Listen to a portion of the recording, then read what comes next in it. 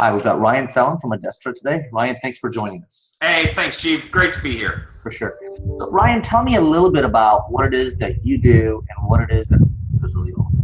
Yeah. So I've been in the industry for about 17 years. Have been around quite a few of the email service providers, quite a few of the agencies and clients. I did strategy for the longest time, working with companies as big as Hewlett-Packard and Microsoft, and as small as Omni Hotels and Chuck E. Cheese. I've been a part of the EEC for a number of years and led that organization, and then I'm on the board for ESPC. So I've been in the industry for quite a while. Okay.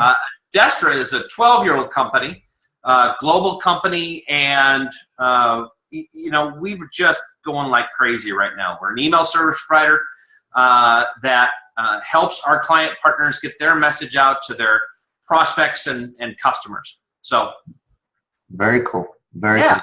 So, tell me a little bit about your structure at the organization in terms of who your competitors are. What differentiates you from your competitors, things like that. Yeah, sure. So our main competitors are Silverpop, Salesforce.com, Responsus, Oracle, IBM, Epsilon, that kind of class of company. We really look at this industry in the totality of what it's been over the last 12 years. With our things that we bring to market that we feel like is unique is the first one is service, right? So over the last 6-7 years, what we've seen is a consolidation at the enterprise space in the providers. ExactTarget going with Salesforce and Oracle going with grabbing up Responses. And one of the things that I think has fallen off, and we've heard story after story, and we've got client after client that tell us this, is since that merger and acquisition, service is like the first thing to go. And so we have really this obsessive dedication to our clients. It's one of the things that has lasted with us over the last 12 years. We have in-app messenger, we've got 30-second response, we've got 2 phone call response, we've got dedicated account managers for each client. We really believe that the best way for our clients to succeed is to have us as a partner and help them. So service is the first thing. Second, along with all the mergers and acquisitions and the maturation of the marketplace, has been that the platforms have not really gotten easier. They've gotten harder to navigate because of different changes that aren't central to what the email marketer needs.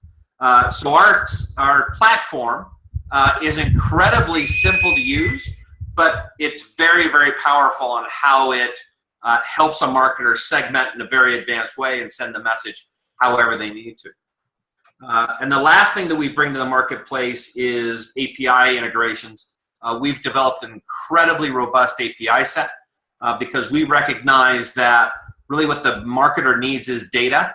And so we're not one of these companies that is everything to everybody. We keep email as a best practice at its core and really rely on the API integrations to help our client partners to get really focused on what they need to be successful through an API integration instead of trying to be everything to everybody. Right. Okay. So sounds like service is a differentiator. I think that's the first thing you mentioned. So now I look at it and you say, hey, well, there's a lot of change that's happened over the last 12 years in terms of acquisitions and whatnot. So how does a customer or a potential customer really know that, hey, you're also not going to get acquired and therefore there might be a degradation in service? Yeah, great question. So I think what you've seen in the other companies that have come along is that those companies' service was more of just a tagline, right? It was like, hey, we're good at service. In fact, everybody has said they're good at service. Right. I think for the entirety of Adestra, what we have been as at our core is the service piece. We actually say that that's a USP, is actually a differentiator. And so I think that if some company came along and acquired us or some kind of an exit event happened like that, I don't think that goes away. In fact, I know it doesn't go away because that's how we built our business. Our reputation and the reason we have clients is in part due to the fact of that service level. So whereas the other companies didn't have it as a core offering. It's a core offering with us, so it doesn't go anywhere.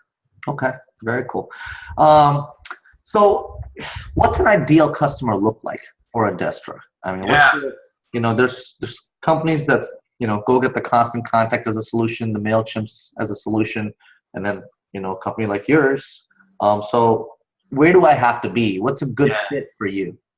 Yeah, we get asked that a lot, and I think it's this way. I think a lot of our clients, a lot of our prospects that come and talk to us, they see the value in email. They see the investment of email. They're not really looking at us to be a pipe. There are several providers out there that you can just have as a pipe, and that's fine. Mm-hmm.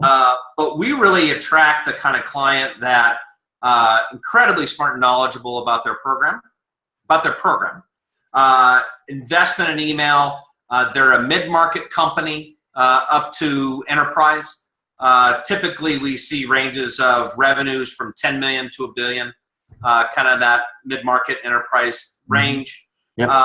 But they're either looking to us to make their lives easier, to give them more service because they're not getting it, or they've outgrown their current program and they can't do everything they need to do to keep up with the rapid pace of change. Okay. And in terms of customers, again, you've got customers all over the world. Yeah. Customers, is there no particular vertical focus? Is it We've got about 600 clients worldwide. Okay. Our vertical focus has been publishing, retail, technology, travel, hospitality, and nonprofits, groups, organizations. Okay. Have been incredibly good for us. We feel like we can service about any type of client, but if we've been very lucky and fortunate to have some fantastic partners on our platform. Very cool. So do you also have a professional services division too? In that, okay, fine. You said, hey, you getting smart, having a smart person on the other side is kind of critical to success. So what happens? Sometimes you don't have the luxury of that as a client, or maybe you're going through an internal change and you're like, hey, can you handle it all for me? Do you offer the actual email delivery system plus a professional services division within your firm? Yeah, so we have the technology. So commonly that's a CPM, right? So like a lot of companies. The second part of any deal or any offering is our agency work and our services business. Mm-hmm. So we have strategy, deliverability, design. Like I said before, all of our accounts get an account manager. We're really there to be an extension of our client partners teams. So if they need us to send a campaign, we can do that. If they need us to help every once in a while, we get a lot of requests during the holiday time for us to come in and augment their team because of the high traffic, right? Mm-hmm. Or a new template or deliverability problems or whatever. So we try and help out as much as we can where our clients really need the help. Okay, very cool. Talk to me a little bit about your pricing model. You mentioned CPM, but really, I understand that's the industry kind of a standard, but help me, give me a better understanding of your pricing model. Sure. So when we talk to a prospective client, we're looking at how much are they going to send, right? And so trying to help them forecast it. And what we found is that most clients know exactly how much they're going to send throughout the year. And we're going to work with them to say, okay, let's forecast that out for this year. And they've got pretty good growth rates. Mm-hmm. And we're not holding anybody down to a month, right? Some of the providers say you've got to send this in this month. It's like, no, you've got a yearly bucket of emails. We know things ebb and flow. And so it's CPM based upon predicted volume or estimated volume. And then it's any services that they need. Do they need, we don't really charge for onboarding to get them up and going. As far as deliverability, but if they need new templates or they need training or they need any of that stuff, we try and get that all up in front, and that's our pricing model. We try and make it really simple so you don't have 16 pages of contract and trying to figure out the price. Very cool. So talk to me a little bit about the needs analysis process. So if I'm a customer, I'm interested, okay, so pricing is a match. I might be a good match I don't even know if pricing is a match yet. I just know that, hey, I'm potentially an ideal client in quotes. Okay. So Now, what does an onboarding process look like? What does a needs analysis process look like? Talking about the time span around that as well. Yeah, sure. So prior to contract, we'll work with a client or a potential client based on their needs. So we always want to sit down and understand their business, really take an interest in their business, make sure that we're offering what they need. Sometimes we'll tell companies, hey, you need to go here. You're not thinking about this or that. Okay. And so we'll help them kind of formulate what they need if they're unsure. A lot of our clients walk in and they know exactly what they need. They need X, Y, Z, they need this volume, they need this service. And so that really depends as far as the sales process. The sales process can take anywhere from 7 weeks to 12 months, right? Mm-hmm. Depending upon the size of business. Once that contract is signed, we can get them up and running in as few as 7 weeks, as few as 3 weeks, but it depends on how big their list is. Okay. The onboarding is really controlled by a couple things. Number one, setting up the system and making sure that they've got everything they need and it's customized the way they need it. They've got their templates in and all that and the training. The second thing is you have to warm up the IP addresses. And our clients get their own IP address for their promotional and transactional. And so we want to make sure that that's set up. And that's really controlled by the ISP. So we have to move at their pace, not really at ours. Okay. So we can move as fast as a client wants to. It depends. Some larger clients take forever. I remember one when I was on the client side, my onboarding took 4 months. Okay. With another company, and that was just because of the size of the list, right? Okay. Here's an interesting one for me, at least. I like to learn a little bit. Is I'm a potential client. I become a client. How do I truly measure if what I'm doing is successful? I mean, outside of just the ROI piece, right? I'm getting my dollars back, or is that the only measure of success? And do you, as Adestra, also measure the success of your clients? Mm-hmm. Yeah. So, and I've worked with a lot of companies with that question. It's a fantastic question, Chief. So there are different metrics dependent upon the people that you're talking to. When I was on the client side or doing strategy work, I would always say there's executive level metrics, mm-hmm. which are typically, if you're pitching to your SVP, VP, C-level, or even your VPs, right? They're going to want to see number of people on the list, opens, clicks, sales, conversion rate. Those, kind of the core things. Right. You've got to keep a rate of statistic that goes beyond revenue, because email is not just about revenue. Mm-hmm. Email is not even really a convertible medium. It's whether you're B2C or B2B, it's a lead generation piece. Mm-hmm. But you want to keep an eye on revenue. But I encourage email marketers, to look at revenue per email sent. Okay.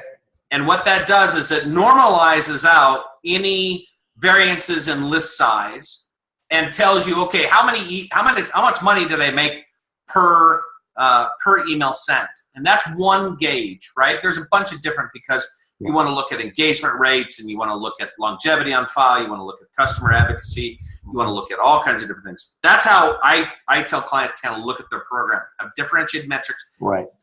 Look at the flat line for your program. On our side, how we look at our clients is really, are they successful? Did they accomplish the goals? We try and sit down with our clients at the beginning of their fiscal year, at the beginning of the calendar year, and say, okay, what are your goals for the year? How can we help? Let's try and meet these or talk about them every time we have a meeting with our account managers. So we're judging our success by that metric. Are they accomplishing their goals? And then we reach out to our clients and ask them, hey, how are we doing? Right. Because that's the true measurement. Yeah, that was going to be kind of my follow-up, is like, does your professional services division or your account manager, in essence, offer some sort of guidance to make sure that what they're doing, that they are indeed heading in the right direction? Because that's somewhat critical if you're spending this kind of money.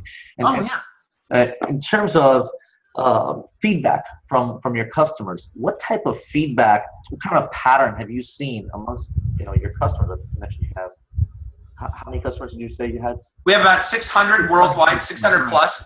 Yeah. So have you seen a pattern? I mean, within the space of 10 million to a billion, I mean, that's a fantastic number to attain. So in terms of revenue for them. So do you get any commonalities from them in terms of, hey, this is an area we would like to see Adestra maybe improve at, or maybe just additional functionalities they would like to see within the platform? Do you see a common theme? And then how does Adestra meet those requirements? What's the process at Adestra to do that? Yeah, no, great question. So one of the myths out there in the industry is that if you're going to go with a provider, you need to get what I call a suite company, right? So Salesforce Marketing Cloud, Oracle Marketing Cloud, Adobe Marketing Cloud, you're starting to see a trend, right? They're all Marketing Cloud. So, and all these tout that you've got all the functionality all in one platform. And so it's easier to do the integrations, and it just makes life so much better. But what we've seen over the last few years is that myth has created that commentary of, well, Adestra, why don't you have a mobile, why don't you buy a mobile company? Why don't you buy a social company? Why don't you buy this, that, and the other thing? And our response is, that's not the right question. The question is, why, I need a best-in-breed email platform. And that's what every marketer needs. They need to be able to have the best email platform they can have, and the best social listing tool that they can have, and the best SMS tool that they can have, because the email marketer commonly isn't doing those things, right? So the question we get most is, why aren't you doing that? And we have to remind clients, hey, listen, you've got you do have one of the best email platforms in the industry. It's because we've done our sole focus on email instead of diluting ourselves into spreading our skill set across things that we're not good at. So that's the one thing. What we have focused on as a company is, and we're getting more and more questions about this, is big data, data extension, looking at propensity, looking at modeling, looking at scoring, looking at how do I get closer to the customer, the end user, whether it's a B2B or B2C. And so we're investing quite a bit in what we're doing to help with that big data look, and that first-person marketer, right? We want to make all of our client partners this first-person marketer, which is thinking about the individual marketer first and not this just list. So that's where our product is focused on, and our clients are being more and more questioning about strategies around that, because the consumer is expecting that. You go to Google and you see the news that you want. You go to CNN, you see the news. You go to Amazon. My God, it's got everything that I've ordered and everything that I want. I need to stay away from Amazon because I spend too much already. Right. But that's the expectation. Email has been a laggard there. So we need to catch up and fast. Got it. It's almost like jack of all trades, jack of no trades. Yeah. It's like, hey, you're actually focusing on a certain set, and you're saying, hey, we'll integrate to all these other best-of-class tools that may already be pre-existing instead of an acquisition strategy, as we talked about initially. Yep. And Rusty Warner, actually from Forrester, has written about this. It's actually a changing trend, and the joke I like to tell people is the only thing the suite companies, the cloud companies have integrated really is their billing system. Everything else is kind of disconnected. So it's a growing trend at the enterprise and the mid-market level. Cool. Where does Adestra go? Where do you see Adestra in 2-3 years? World domination is what I like to say. You're gonna wear a Star Wars T-shirt? Oh yeah, I'm gonna totally have the Star Wars T-shirt next time we talk. That's funny. So I think where I see us in 2-3 years is continuing to grow this brand, grow our client partners, scale this brand so that our services can be at the core still of what we do. We're growing down in Australia, APAC, EMEA, Latin America, and up in the Americas here. Our goal is just to be a resource, a constant resource for our clients, to make sure that they're successful. And our dream around the company is, how can we make that happen? And we start mostly every meeting talking about innovation or the path of this company as, hey, what do our customers need? How do we get that to them? Okay. Ryan, I guess my next question really is a natural one, really is like, how does someone connect with you folks? I mean, I understand probably the website. Yeah, we talked about the onboarding process possibly taking, as much as little as 7 weeks to maybe a year. But what's the best way to contact you folks to actually start the inquiry process? I think it's really do your research, find out what you need, get the needs analysis first. If you need help with that, that's a great opening conversation. But really look at what's your wish list. What's those key things that you have to have, and what's the nice to haves? It's almost like building a house, right? Yep. I bought this house about 1.5 years ago, and we started the process with what are the have to haves and nice to haves. You have that list just even in your head. It makes the conversation easier when you start. You can come to our website, check out our research and all that stuff, but really start with what's important to you? What are you missing? Right. And we talk to a lot of clients that, their first thing is, God, I want somebody to respond back to me within an hour if I call them.